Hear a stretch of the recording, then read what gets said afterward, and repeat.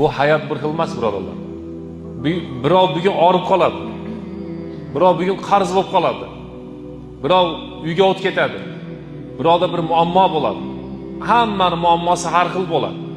O'sha odamlarga yordam berishlikda balki payg'ambar sollallohu alayhi vasallam aytibdilarki, siz bir odamga qiyinchilikda qiynalayotgan bo'lsa, muammoda bo'layotgan bo'lsa, o'sha odamga yordam berishlik xursandchilik deyapti.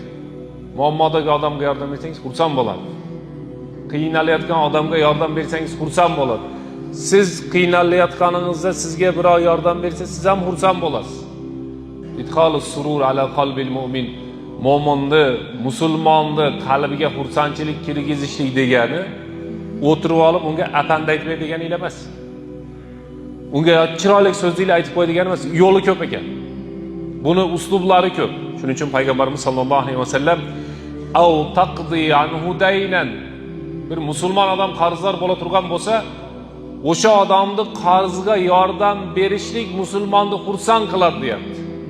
Va tatrudu anhu ju'an, qaysi bir musulmon och qolayotgan bo'lsa, qiynalayotgan bo'lsa, o'sha odamni ochligini to'sishlik, ya'ni taomdan, ovqatdan shu odamga yordam berishlik musulmonning qalbiga kirgan xursandchilik bo'lib hisoblanadi.